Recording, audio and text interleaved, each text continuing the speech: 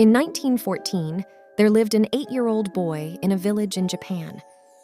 One day, he saw a machine running on 4 wheels. It was a Ford Model T that this kid was very surprised to see. That was the day when this 8-year-old boy first developed an affinity for cars and mechanical parts. His name was Soichiro Honda, and who knew that we would see his name on every car in the future?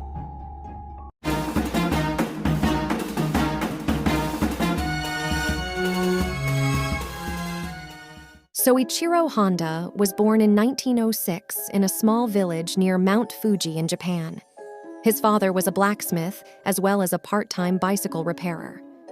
Honda's 5 siblings had already died of various diseases, so his parents had high hopes for Honda. But Honda was not interested in studies, but was more interested in repairing bicycles with his father. When he turned 16, he saw a job ad in the newspaper Art Shukai, a Tokyo automobile service station seeking technicians. Honda wrote a letter to the company for the job and luckily got a positive reply. This was the time when Honda left his home and school and went to Tokyo to earn money. Honda's dream was shattered when he arrived at Art Shokai in Tokyo. The owner of the company started having Honda do cleaning jobs and even gave him the job of babysitting. What would Honda do? On the one hand, he had left his home and parents. On the other hand, he was being given useless work. He was ashamed to go back to his village because he did not dare to face his parents. For this reason, he was forced to do jobs there for the next several months. After a few months, the owner of Art Shokai started taking over workshop work from Honda as well. Honda was very interested in this work from the beginning, so he understood things easily. Within a few months, he had learned a lot about all kinds of vehicles and their parts.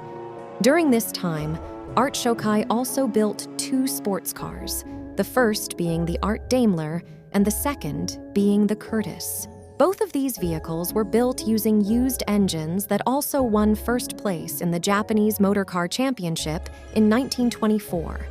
Honda was still a good mechanic, but in this race, he sat as an engineer alongside the driver.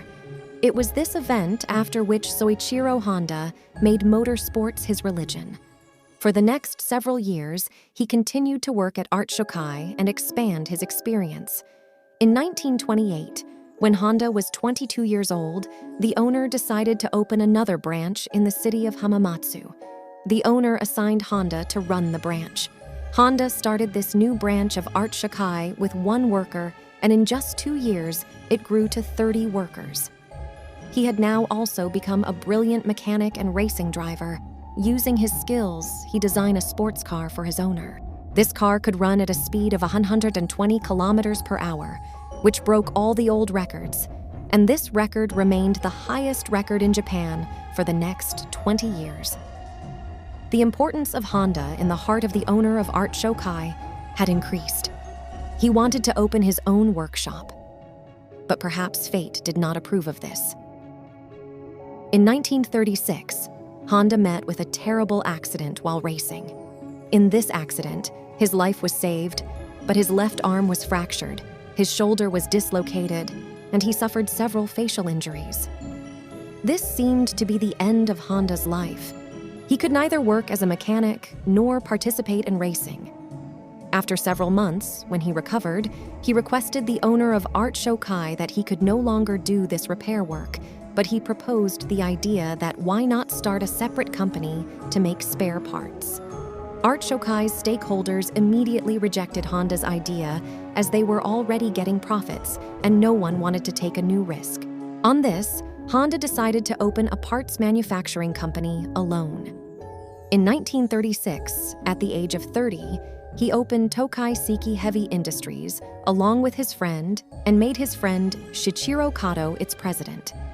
He had opened the company, but Honda had no investment to run it. He worked for Art Shokai during the day and at night tried to make engine pistons for his new company. For the next several months, he continued with the same routine, but he could not find any success. Instead, he was weakened by the continuous shifts. One failure after another blocked his way.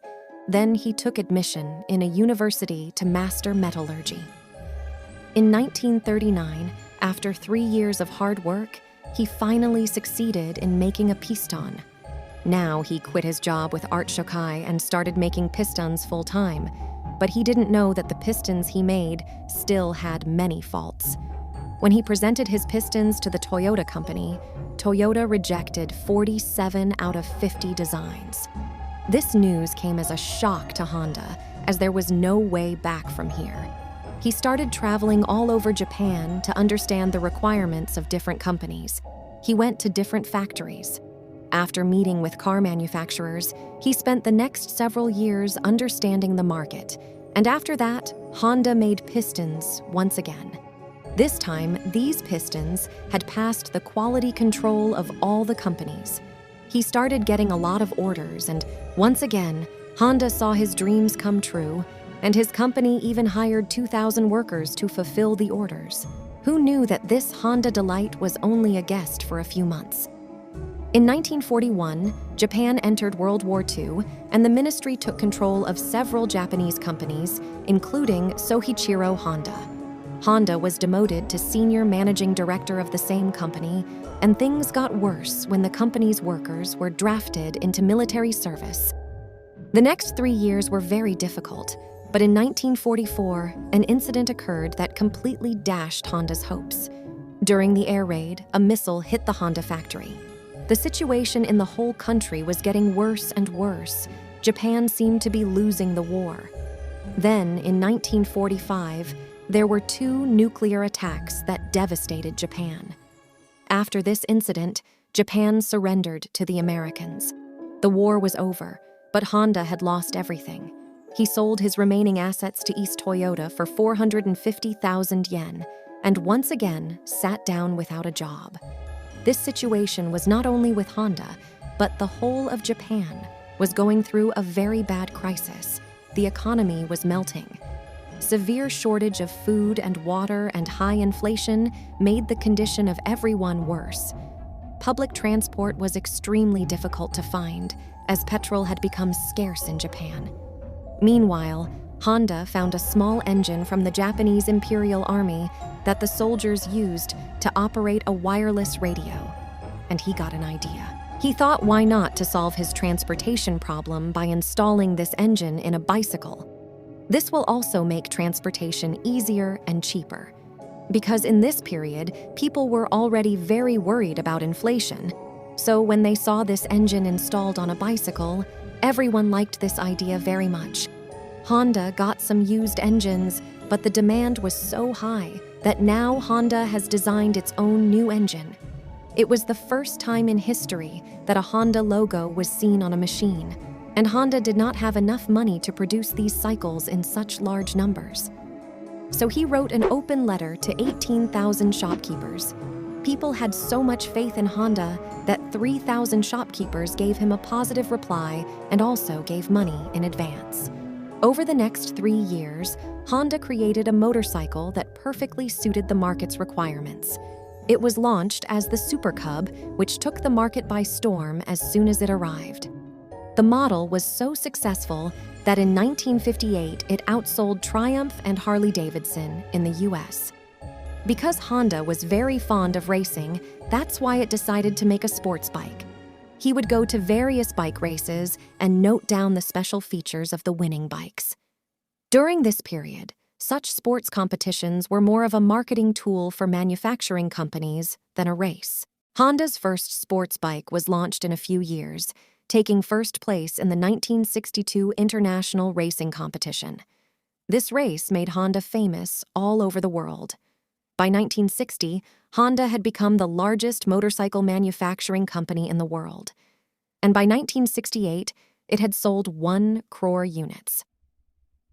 After spending 62 years of his life, Soichiro Honda had finally found success. But the dream he had since his childhood had not yet been fulfilled.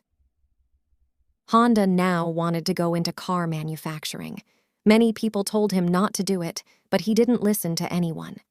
At that time, companies like Toyota and Nissan were already establishing their business in Japan. It was quite difficult to make a new place in the market there. Honda launched its first pickup truck. the T360, which failed. After that, Honda launched the sports car S500, of which only 1,300 units were sold. After many years of hard work and dozens of rejected designs, the Honda Civic was finally launched in 1972. This is the car whose new models are famous all over the world. In 1980, Honda Motors was the third largest manufacturing company in Japan, and in just 10 years, it became the third largest in the world.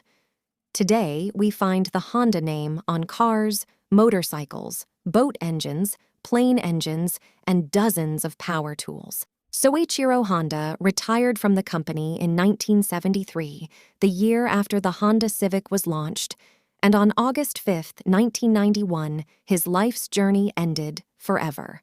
Hope you guys like this video. Please subscribe the channel for more videos.